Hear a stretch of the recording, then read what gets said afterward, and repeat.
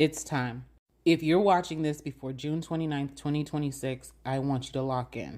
They are shutting down CERN on June 29th, 2026. I remember being a child when CERN first turned on. This is a large hadron collider. It is not a permanent farewell. There's a lot of interest and speculation around it because they don't know what's going to happen next, but they are expecting something strange. Now, why this particular time shutting it down is important. It's the closing of a timeline. And the idea of it is that there's going to be a reality reset. Now, if you're not familiar with CERN, let's talk about it just briefly. CERN has a chain of large hadron colliders. Those are magnets, and they go at a very rapid pace, and they run into each other, and they are trying to create a big bang. Yes, similar to liking to what they would say that happened for us to be here at, a long time ago, or in the past, or in the future, however you want to say it. Now, the very center of it, that's going to have a shutdown for 4 years, a term. We're talking physics, we're talking science, we're talking nature, we're talking molecules, we're talking spirituality, we're talking all of the above. What does that mean for you? Now, in this type of content, I always see in other videos, people making content like, does that mean I still got to go to work tomorrow? Does that mean my bills are still going to be due? That's up to you. But I want to share something with you that maybe it may or maybe not affect how you see your bills and work. Because a struggle is a state of mind. Just remember that. Okay, so theoretically, when they do this, they make it to where the particles in this realm are unstable. And they are, in turn, trying to create these micro black holes that don't actually go away. They don't exactly evaporate, which means they bring it into this realm, but they can't necessarily get it out. So they have multiple timelines, holes in time happening all at the same time.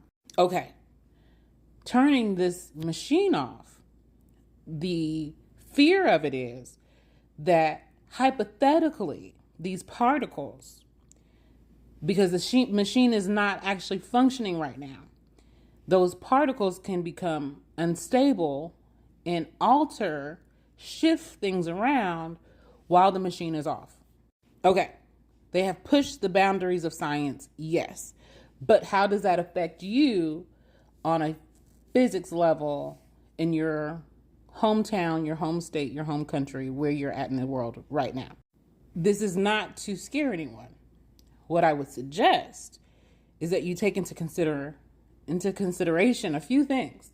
The shutdown will have an impact on you, but not in the way that you think, unless you have some psychological, emotional, physiological changes. Most people are distracted from their nervous system, so they won't notice shifts or us going in and out of holes at all. So will most people be going to work, paying bills, maintaining society? Absolutely, because that's their program. More than likely, if you're watching this video and you're actually hearing me talk about this, you're probably going to be going through some changes where you're activating and deactivating codes in your reality. Now, if you don't have your nervous system regulated, it is going to create booby traps and traps for you because it needs to survive. However, if you have unlearned all the bull skedaddle that's been taught, especially if you're in these here United America streets, expect some unusual and unexplainable things to start happening.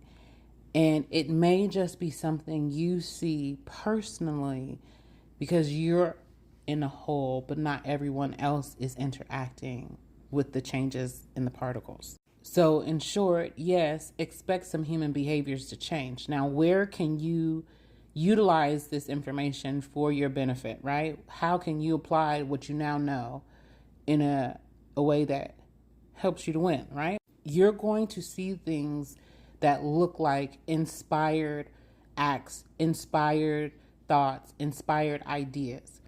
And that means you're in a timeline where that inspired activity, it's communicating with your reticular mind so that you can have perception before it happens. Kind of like Raven Simone, like when you have a vision, you can see it happening clearly, but you have to have behaviors, or you have to be looking for the interactions with time and space that has that inspired action or that inspired thought to become an inspired action, to have an inspired outcome, because that's what you want, an inspired outcome. You're using the timeline for the outcome that you have a satisfactory expectation happen. And so in that, where things are having alignment, where there's interactions on a resonance, you have to be connected and not have resistance, so that when there's change that's needed, or when there's an inspired action that's required, you immediately do it. There is no resistance. And so some things are going to sound very crazy to you, like, I would never do that.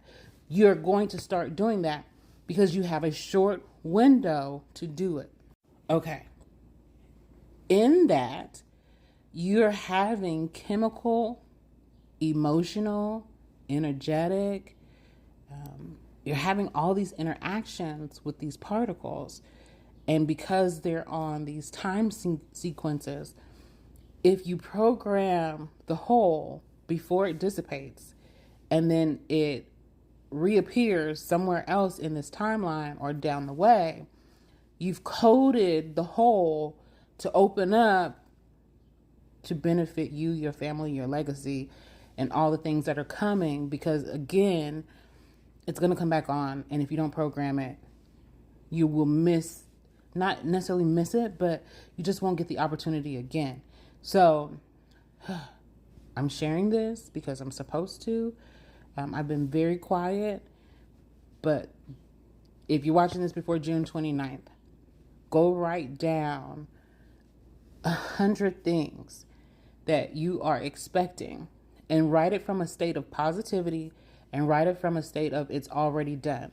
And when you begin to see those holes opening and closing, because again, they've already done the physics aspect of the science in colliding the magnets and colliding particles. They've already done the thing that we weren't supposed to do. But because it's already done, use it to your advantage. That's it. That's all. Bye, baby.